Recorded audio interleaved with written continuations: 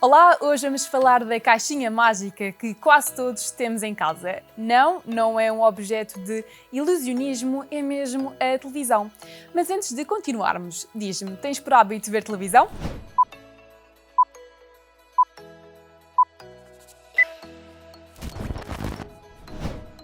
Hoje a televisão é uma que está presente em praticamente todos os lares. Há cada vez mais canais e, portanto, mais conteúdos de informação, entretenimento, como por exemplo séries, filmes ou concursos. Mas também é verdade que já vemos televisão em smartphones ou até mesmo em tablets. Já tinhas pensado nisso? Qual é o suporte que utilizas para ver televisão? E já agora, costumas ver sozinho ou em família? Em tempos que vivemos em que as novas tecnologias nos levam também para novas solidões, não é?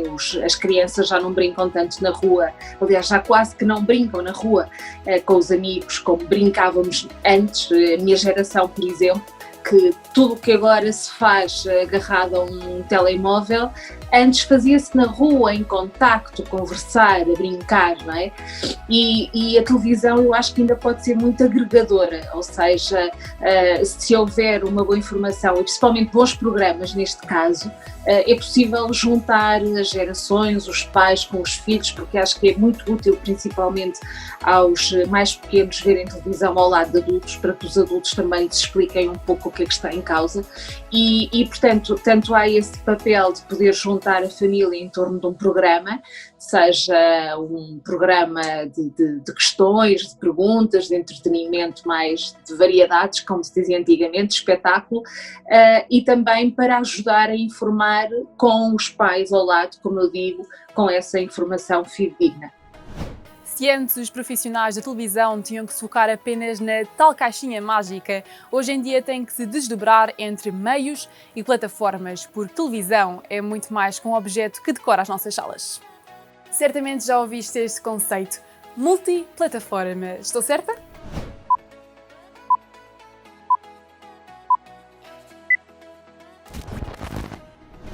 Mas para que plataformas os órgãos de comunicação social produzem conteúdos? Obviamente é a informação da SIC, é a informação da SIC Notícias, mas é logo toda a informação online de um site. Neste momento também já é a informação, os conteúdos de informação que temos que fazer para a nossa plataforma de streaming, que é a Opto, e são as redes sociais e são as outras coisas todas que estão por vir. Isto é, continuar a fazer tudo o que fazíamos há 15, 20 anos, obviamente hoje com outras ferramentas tecnológicas que facilitam muito, mas conseguirmos, na medida do possível, estarmos em todos estes meios e de preferência com conteúdos dedicados, porque esse é o outro grande desafio. Foquemos-nos na televisão tradicional. A nível nacional, há 4 canais generalistas em sinal aberto disponíveis para todos os portugueses: a RTP, a RTP2, a SIC e a TVI. Para além de informação, há também conteúdos de entretenimento, ficção e difusão de conhecimento. Se pensarmos na televisão por cabo, a oferta é ainda mais diversificada. Se nos focarmos nos canais informativos, lembramos-nos automaticamente de 3 grandes marcas. Queres tentar identificá-las?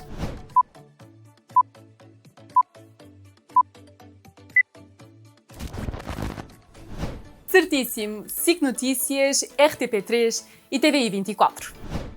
Se o papel da generalista é o máximo denominador comum, o papel dos canais de informação é, num ecossistema completamente diferente, o ecossistema de cabo, onde há 100 e tal canais, é o de estar sempre a informar aquelas pessoas que são os heavy users, os utilizadores mais regulares, constantes de informação, que precisam de informação a toda a hora, que precisam normalmente de mais análise, de mais enquadramento, de mais opinião sobre essa mesma informação, às vezes um bocado mais de aprofundamento, e portanto são coisas paralelas.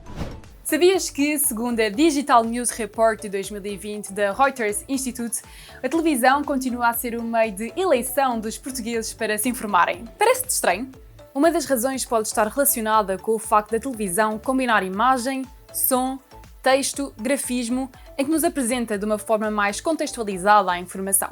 As pessoas ao longo do dia vão recebendo push, vão recebendo notificações, vão sabendo o lead, ou seja, o grande título, o grande resumo do que aconteceu, mas depois querem saber mais detalhes e, sobretudo, se nós jogamos com a imagem, vão querer ver, se for possível, nem sempre as histórias são todas possíveis de contar com as melhores imagens, mas, enfim, tentamos sempre que essa seja a realidade.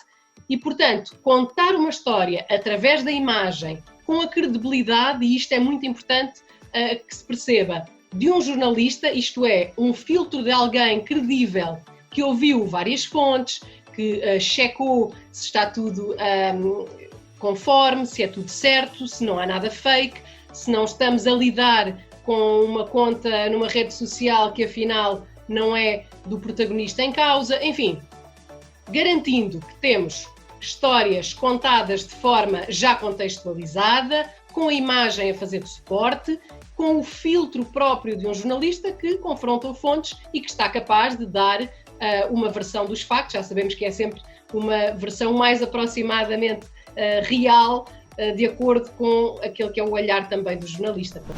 Jornalismo, jornalistas, filtragem, credibilidade e validação.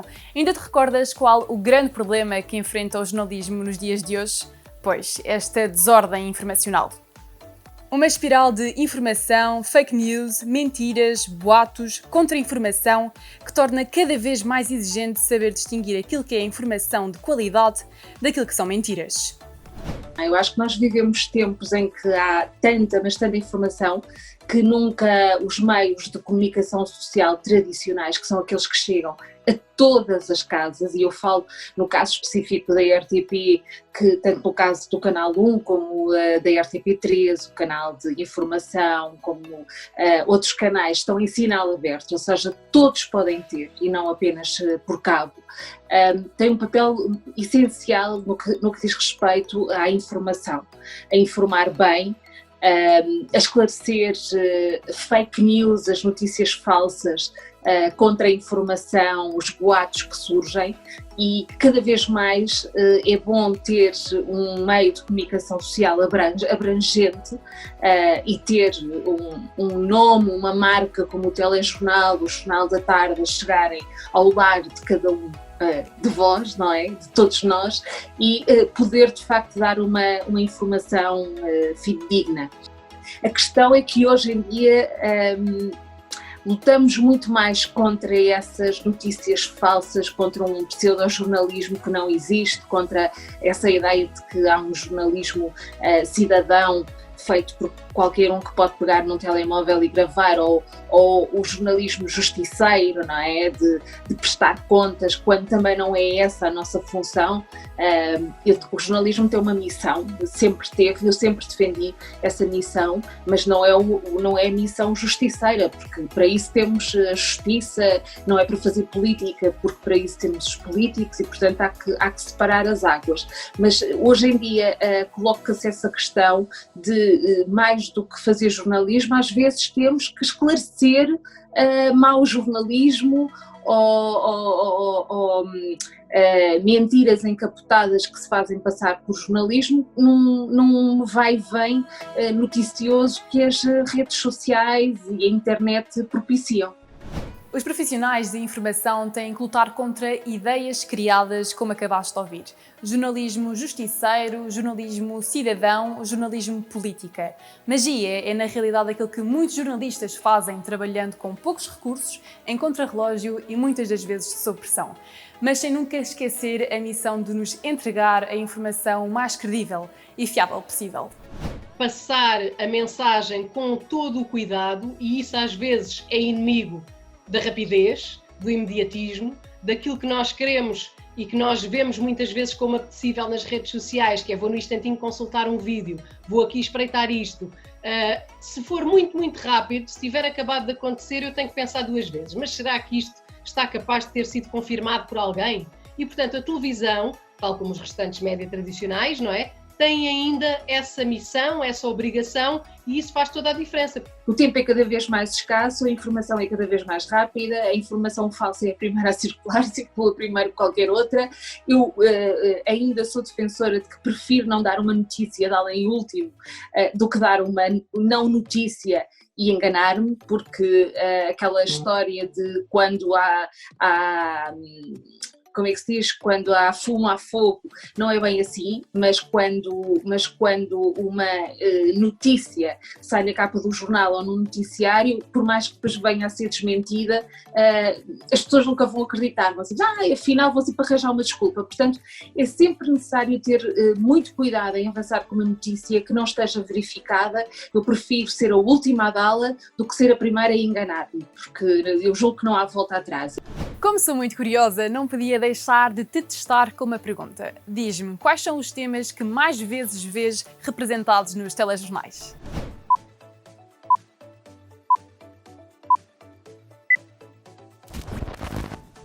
Quase que aposto que disseste política, economia e desporto. Estou certa? A política e a economia, em particular, são áreas um pouco mais complexas para os jovens devido à linguagem, que muitas das vezes mais parece ser direcionada para os especialistas e pelos conceitos utilizados. Como é que a televisão trabalha estas matérias? O segredo está mesmo em descomplicar. A política e a economia têm aqui uma espécie de jogo parecido, que é, o nosso desafio é sempre descodificar o politiquês, tal como a economia tenta descodificar o economês. Porquê? Porque nós temos sempre que pensar que temos que ser entendidos, quer pelas pessoas com mais qualificações ou com mais estudos, como pelas pessoas mais simples que não tiveram acesso a tanta informação, mas que têm que perceber as notícias e entender o que nós estamos a dizer, e depois não fazer aquela coisa um bocadinho pouco perceptível pelo comum dos mortais, que é os jornalistas falarem em bolha só para eles, não é? Como se fosse uma espécie de troca de recados entre jornalistas que se movem na mesma área de trabalho. Portanto, ser muito claros, mas de forma a chegar a toda a gente, novos, velhos, o interior do país, o litoral, quem está com mais habilitações literárias, quem tem menos, chegar a todos, de forma entendível. E a política, que muitas vezes tem um circuito um bocadinho intenso, complexo, denso, até chato às vezes, não é? Portanto, a nossa missão é tentar simplificar um pouco a mensagem, sem perder a essência, sem ficar pela espuma, mas tentar descodificar, ajudar a perceber o que está em causa. Já falámos de áreas-chave como a política e a economia e a importância de chegarem a todos, novos ou velhos, tendo mais ou menos escolaridade, mais ou menos competências. Falaremos agora do formato jornalístico por excelência da televisão, a reportagem. Sejam histórias do dia-a-dia ou histórias de grande investigação, a reportagem procura contar as histórias do país e do mundo. Sabes como é que os jornalistas se preparam para construir uma reportagem? Queres ficar a conhecer algumas regras? Ao contrário da notícia pura e dura de texto, que tem regras relativamente fáceis de ensinar numa faculdade, e depois obviamente varia de vez em quando, uma reportagem não. A reportagem vai depender muito de coisas. Eu de repente se tiver um momento sensacional, um momento especialmente marcante, uma imagem forte, e a reportagem vai ter que começar por aí. E portanto eu não posso ter uma pré-construção como numa notícia, nomeadamente, por exemplo, em televisão, como em rádio o som, mas em televisão a imagem é fundamental. Se eu tiver uma imagem muito importante e muito forte, aquilo que me dizem as regras, é que eu devo começar por essa imagem. Desde logo, se nós não estivermos por dentro do tema, porque nós não somos mágicos, não é? Não sabemos sempre sobre todos os temas, pode acontecer nós termos que ir fazer alguma leitura de background para tentar perceber ou sobre o tema, ou sobre uma determinada polémica que está subjacente ao tema ou que pode interferir com o tema. Depois tenho que pensar com quem é que eu tenho que falar, a quem é que eu consigo chegar, não é? Porque muitas vezes eu posso para um determinado tema querer um especialista que não está acessível ou que é difícil chegar ao contacto. Isto também todos devem reter. Não há uma arte mágica com uma super agenda em que estão lá os contactos de toda a gente. Portanto, às vezes perdemos. Não é perdemos, faz parte passar muito tempo a tentar chegar quer aos números ou aos e-mails propriamente ditos, quer à resposta por parte dessa pessoa. Depois é preciso, quando temos as fontes, ir ao seu encontro, ouvi-las, ter a certeza que temos todos os dados em nosso poder e depois cozinhar um texto, mas no caso da televisão, ao cozinhar o texto já temos que ter sempre na nossa cabeça que preciso de ilustrar com imagens, se as tenho ou não.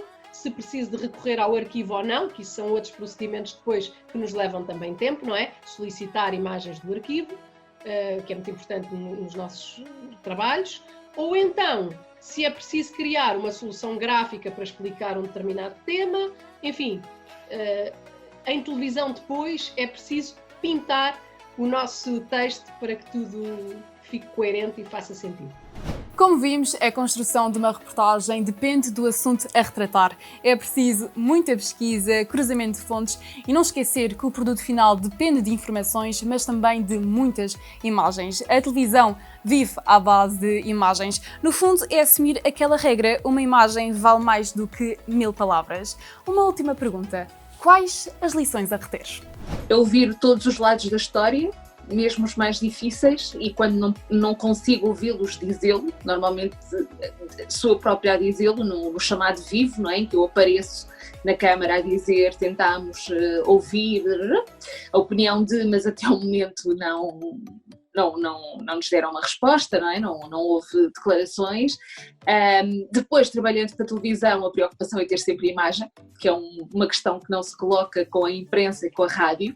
A rádio precisa de sons, a televisão precisa de sons e de imagem, que tenha um caráter informativo, que seja de interesse geral, não é? Que esses princípios que regem a notícia, pode ser algo muito importante, mas de um interesse regional, portanto se calhar não irá para o telejornal, irá para o Portugal em Direto, e de facto que tenha algo de novo, não é? Que seja notícia verdadeiramente, e portanto ter todos os ângulos, todas as perspectivas possíveis para que eu dê a notícia, mas que seja o telespectador depois a fazer a sua própria leitura daquilo que eu lhe estou a mostrar, não é? Tentar sempre que seja o telespectador de uma forma informada, que se aperceba do que está a acontecer e que tire as suas próprias ilações.